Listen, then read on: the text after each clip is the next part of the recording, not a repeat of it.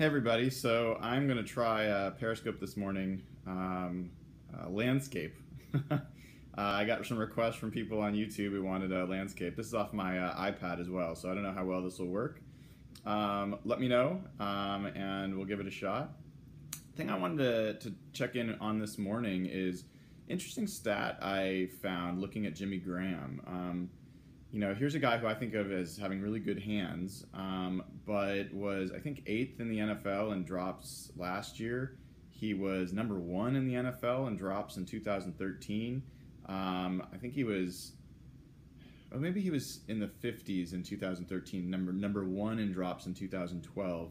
I'll have to go back and look at it, but he's actually had some challenges with dropping the ball, and I think what you're going to see with a guy like Russell Wilson is he is going to throw it to Jimmy Graham, whether he's open or not. He's going to throw it to him as an outlet. He's going to throw it in all types of situations.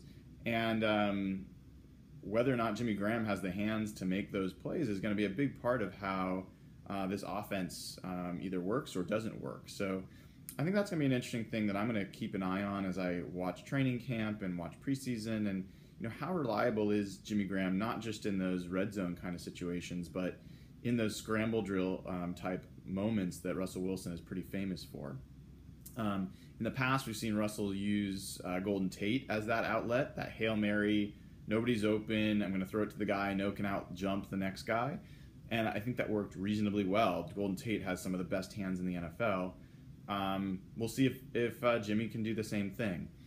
For those that haven't joined this session before, it's free form.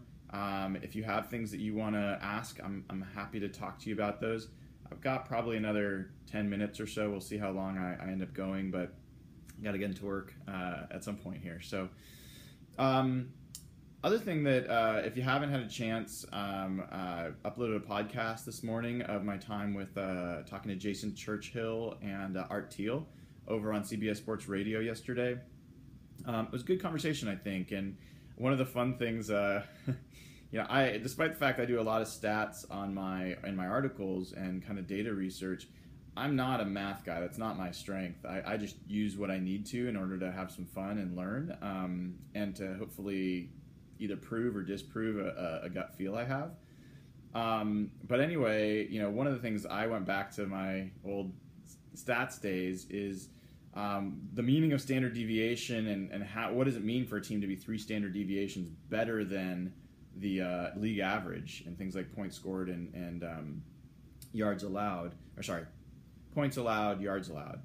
And the reality is that, if something within a normal bell curve, which the NFL in this case I think is, how many, if you're 2 standard deviations away from the league average, that represents about 70%, of defenses are going to fall within that range.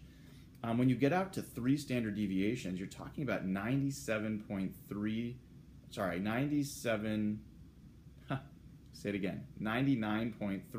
I'm going to get this right one of these times. 99.7% of the defenses would fall within 3 standard deviations of the league average. So when you've got a Seahawks defense that is right around 3, you're talking about a team that's doing something for the last 3 years that essentially, 0.3% is of defenses are doing. I mean, it's that rare of a feat that they're doing something like that, and hopefully that gives it a little more color, a little more context. Also just finished a quick hit with Bleacher Report. That'll be a video that'll come on later today, I think, on their site, basically asking 3 questions that I see heading into training camp. And those questions were around what are we going to do what are we going to do at center, and how good are we going to be there? Drew Nowak, obviously Lemuel Jean-Pierre. I'm kind of curious if Mark Lewinsky is going to find himself into that race, move himself into that race. And then another piece there is going to be what's going to happen with the passing game. When we saw Russell Wilson take a step forward as a pocket passer, as a rhythm passer toward the end of the year, it helped the offense. You now have a Jimmy Graham, you have Tyler Lockett. You have guys like Kevin Norwood that are into his second year with a full off season. So it's going to be really interesting to see if that offense, the passing game, is going to be something that's more reliable, that has different kinds of weapons.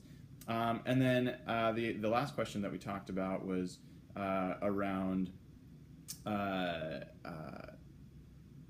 how deep the defensive line is going to be. I've talked about this with you guys already. The 2013 defense obviously made its mark with a fantastic defensive line with a lot of good rotation. Where I think the Seahawks are going to really make or break their defense this year is going to be how deep is the defensive line this time around? Is Ataba Rubin, is Cassius Marsh, is Frank Clark, Jordan Hill, are those guys going to be keys? And I appreciate folks are giving some hearts. For those that are new to Periscope, tapping your screen gives some hearts, which apparently helps rank these Periscope, these scopes, so people can find them. So appreciate it if you want to add some hearts. That's always great. Anyway, so we're going to see what happens with the defensive line. A fourth question that I have that we didn't get into on the Bleacher Report side that I think all Seahawks fans have is how healthy is Earl Thomas? This guy is the central piece in the Seahawks defense. I want to know, like Pete Carroll, everyone's saying he's doing well. They always say that, and then all of a sudden, you show up to camp and he's not there, and they're like, oh, we're just being conservative with him. And, we wonder, well, is that because they are being conservative, or is he more injured than people are letting on? So until I see Earl Thomas on the field running full speed, playing with aggression, speaking confidently, looking confident and comfortable, then I won't feel confident about how the Seahawks defense is going to be able to play this year. Love Deshaun Shedd. I think he's a good guy. I think he's a good player. He's a valuable role player. He's not Earl Thomas. There's nobody that's Earl Thomas really in the rest of the NFL. So, we'll see if he joins the team early. That would be a great sign. I don't care if he plays in the games or not. That's really not a key thing. Maybe in the third game it would be nice to see. But as far as practice, I'd like to see him out there. I'd like to know that they feel confident enough in his health that he's practicing. So that'll be a key thing to watch.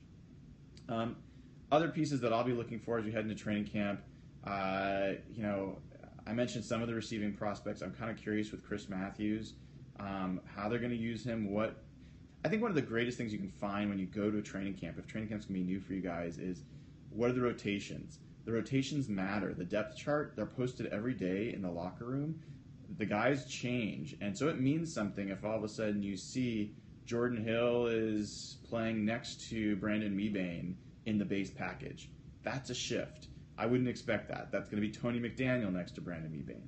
Knowing when they go to that second unit, that second line, who's in it? When they go to third down defenses, who's in the nickel package? Is it Michael Bennett next to Jordan Hill? Is it Ataba Rubin next to Michael Bennett? Those are things that are really, you can kind of glean from the practices what it actually means. So I got a question here from Brian. Try not to jump topic, but did Jimmy Graham acquisitions draw a big wide receiver free agent next year? So I have to tilt my head because I'm doing this landscape style. So I don't think that you're going to really draw a big wide receiver free agent target just based off of Jimmy Graham. I think the Seahawks are always going to be a place, as long as Pete Carroll's running the ship and Tom Cable's, kind of essentially running the offense, you're going to have to pay over market value to bring premium wide receivers here, because they know it's like going to Safeco Field as a hitter. Your numbers are going to go way down. You're not going to get the Pro Bowl. You're not going to get All-Pro consideration. So the only reason you come here is A, to win, and B, to make a bunch of money. They had to pay a bunch of money to bring Sidney Rice here. His numbers were down. He was injured. That didn't really work out. They paid a bunch of money and traded a bunch to bring Percy Harvin here. That didn't really work out. So, the Seahawks really are going to be best served by drafting young wide receivers that grow into the system, and then maybe they turn into a Golden Tate, and they need to spread their wings somewhere else and make their money somewhere else and get their Pro Bowl somewhere else. Thanks for the shout out from Mexico. It's cool. I think that you're never going to see the Seahawks just attract free agent wide receivers that want to play here because it's great to be a wide receiver here. By the way, the other thing is, if you're a wide receiver here, you're asked to block. A lot of wide receivers do not like to block, so that's another thing that's going to affect them. Getting back to training camp, I think the other piece I'm going to want to see is what's the rotation at wide receiver. Honestly, I don't have a great idea. I think Doug Baldwin and Jermaine Kearse are your defaults, your status quo going in. I think that's pretty clear. Paul Richardson, if he had been healthy, would have been in the top 3. I think that would have been pretty clear. But we don't know where Chris Matthews fits in this scheme. We don't know how far Kevin Norwood has come. This is a guy that, man, the first time I saw him play in the first training camp, he just jumped off the field. I mean, great leaping ability, physical receiver, could catch it over the middle, great hands, good route runner. And he was injured most of training camp, so that really hurt his chances of getting the rotation. He never really broke in last year, partially because I don't know that he's found his special teams role that he can play, so it's hard to be on the active roster if you're not a big special teams player. That's part of how Ricardo Lockett's made his money is that he's become a great gunner. So I'll be curious to see if Kevin Norwood is getting early chances. I've seen before receivers that make great impact as receivers but don't have a clear special teams role that just kind of fall by the wayside. There's actually a guy on the roster this year that was there last year, Kevin Smith, I believe, from UW. Had great camp as a receiver, but I don't think that he had a really place to play as a special teams player. So anyway, Chris Matthews certainly has earned his keep as a special teams player, so he's going to it's very likely he's going to be on the roster. That's not breaking any new news. But Kevin Norwood's a guy I want to see how he fits in. Tyler Lockett's a guy I want to see what sub-packages does he fit in. Is he playing slot? Is Doug playing slot? When is that happening? Why is that happening? Are there specific plays they're calling that go to those different players? When they go to third down, what's their set? How often are they using 3 tight ends with Jimmy Graham, Luke Wilson, and Anthony McCoy?